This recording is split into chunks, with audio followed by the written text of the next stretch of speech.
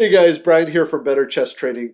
Do you ever have moments when you're doing your tactics training, say on chess.com or on Chessable, and even though you get the problem right, you think to yourself, I don't get this. That happens to me fairly often, and I have a little process that I do, and I want to share that with you today. So check it out. I hope you enjoy. Okay, this is a problem I solved today. I actually got the problem right, but the problem ended too soon. Let me just show that to you really quickly. If you want to try to figure it out yourself, that's fine. But um, let's go ahead and try this problem here. Okay, here's the problem. Pause it here if you want to try to solve it yourself first. But the point of this video is to kind of show you the workflow that I have for studying these problems. So here, the idea, and you should always look at this, is this queen sacrifice here, um, followed up by the rook. But it doesn't quite work in this position. Instead, you've got to get this king over here. And I'm just going to show this to you again. It's more about what I do after I solve the problem. King moves over, sacrifice the rook, and here, and here. So when I solved this problem, I wanted to explore it a little more and see, well, there's still some issues here, right? Because even though we're ahead in material, we have two rooks and a piece for the queen. This rook is hanging, this bishop is hanging, and after the king attacks the rook, all of the pieces will be hanging. So I wanted to explore that, and so what I typically will do, and this is what I did, but I'm going to show you step by step. Okay, so what I like to do here is I just copy the PGN, and then I will open up Notepad here and just paste it. And you can see there's a lot of lines here, and I'm just putting it aside for now so that when I'm done doing my tactics training for the session, I can go and take a look at it.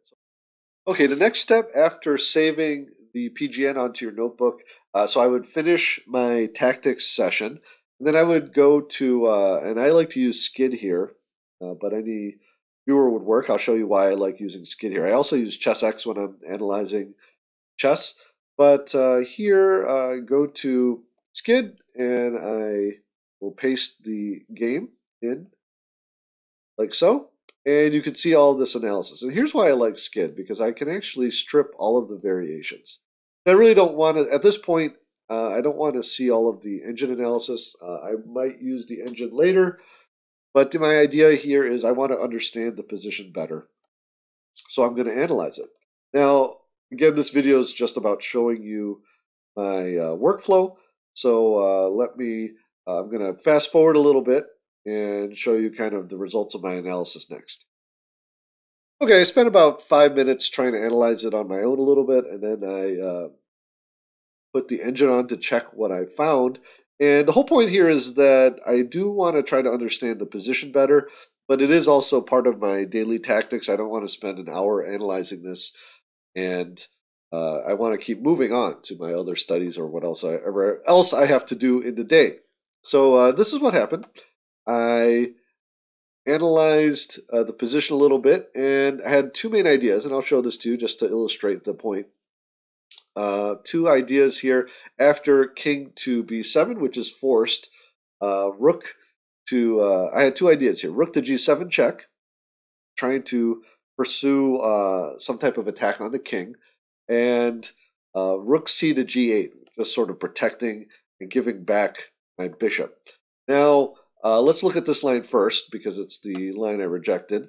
After queen takes h3, there is a little initiative on this king.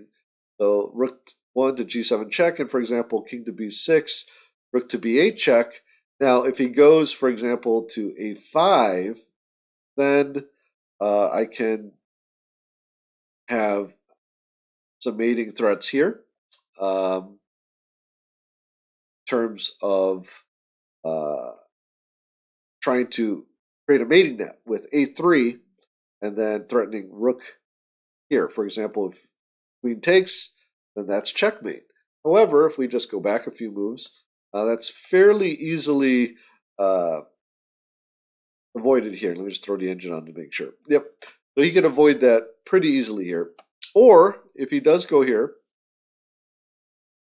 after I play a3, just play a6. And actually the engine is giving this as almost even, a slight edge to white. Okay, I'll give you an example. Let's say we try to pursue this mating net idea. Then black has time to defend. He could throw this check in here, for example. And after king to a2, he can defend, and now it is even. Okay, if black trades his rooks for this queen, he will actually, it'll probably be, I think it's a losing position. Okay, yes, it is. It is losing because of this passed pawn here. Okay, so white will have to play for a draw in this position. Okay, now the other idea here was rook to g7 check, and after, say, king to b6, I looked at rook to b8 check, king to c6, and here I initially just looked at bishop to d7 check, and I really couldn't find a follow-up when I was analyzing it without using the chess engine. So after using the chess engine, I found a4 protecting the king, and if he takes this bishop, now I have a takes b5 check, and after king to d6, rook takes a7, king to e6, because now I have a threatened mating net here. For example, let me just show you. If he doesn't play king to e6, and for example, I just play queen to g2, then we have here rook to b6 mate. But even after king to e6, he has to be careful. Rook to e8 check, king to f5, b6. And then here, I wanted to see, can we actually promote this somehow? And the idea here is that even after, say, something like queen takes h2, b7, queen to g1 check, after king to a2, there's no follow-up checks, and so he's going to have to give up material to prevent this promotion. So this is where I'm able to stop my analysis, and I really feel like I understand this position a lot better. And there's one more step in my workflow here, which I'll show you next. Okay, the next step in the process here, and just to be clear, this whole process, even though I'm kind of showing you step by step, really only takes about 10 minutes. And obviously it depends on the complexity of the problem and how much I want to understand it. But I don't do it for every single tactics problem. I do it for positions that I find interesting. For example, in this current session, I did 5 tactics problems on chess.com, and I found 2 to follow up on. The first one was pretty straightforward, so I just studied it for about a minute. And this one I found to be a little more complex, so that's why I'm going through this process that I'm showing you.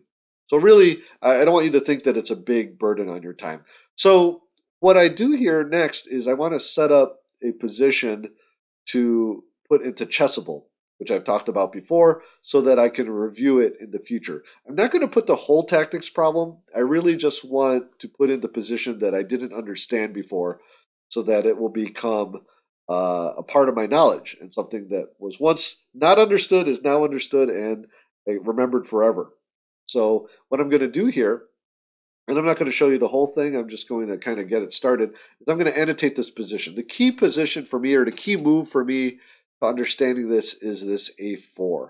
Because just taking that time, I'm going to give up this bishop to free this king and then continue with this attack here. So I'm going to strip the moves from the beginning, and then I'm going to annotate it. So I'll go ahead and do that, and then I'll show you the finished product in a minute. Okay, I spent a few minutes annotating this position, and now I copied it onto my clipboard. I'm going to go over to Chessable to upload it. Okay, here we are on my Chessable homepage, and I will show you how I import this. So I'm going to say import PGN, switch to copy and paste. You could also import specific files if you have a PGN file, but I like to do it this way. It's just a habit, I guess. And I have my PGN. Okay, so I'm going to select the course. Now for all of my tactics and game analysis, I have a little My Games book here, and I go to tactics. So that's the chapter in the book that I created. Here I'm going to couple choices here.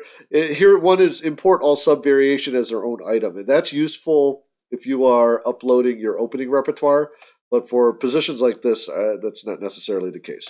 So I'm going to import it. Go into the file, and I go to the bottom where they put it, and here it is. So what I'm going to do is actually, instead of doing the learn move, I'm going to go into it. Okay, so here, it looks like it turned out pretty well.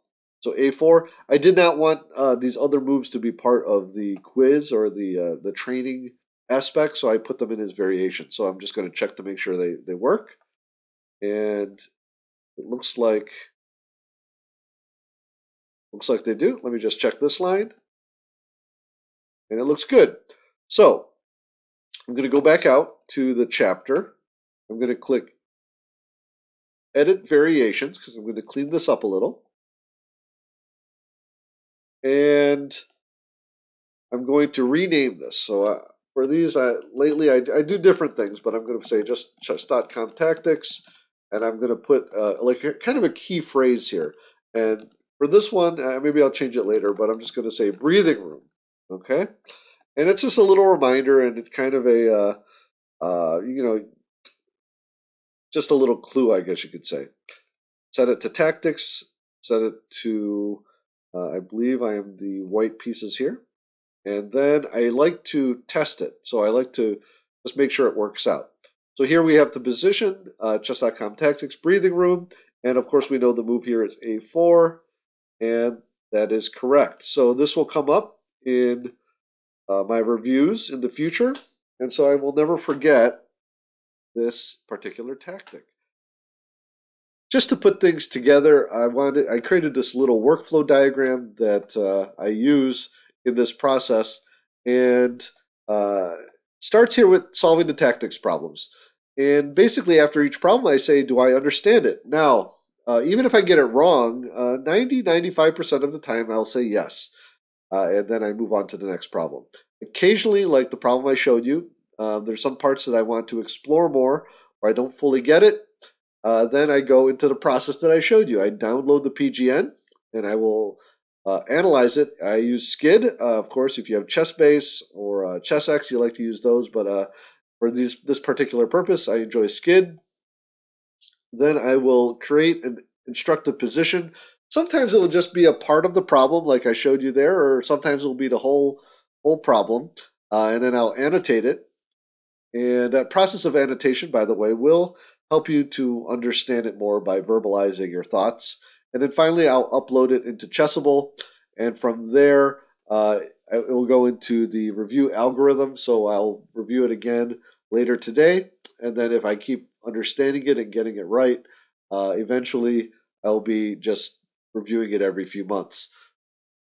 So I hope you found that helpful. That's the process I go through. Again, I probably only do it once every couple days if there's really a problem that I just want to understand a little more. And again, find what works for you. Try out this process again. Don't get too stuck in following the specific steps, but the idea is to just try to take your tactics training a little further, depending on your level of understanding. And you always want to ask yourself when you're studying something, do I understand this? And if you don't, you might want to do a little more analysis or try to find out the answers so that you can add that concept to your chess arsenal. Okay, if you want to learn more about tactics training, some more tips, I have a video linked right there. Check that out. And otherwise, I will see you in the next video, and good luck with your chess.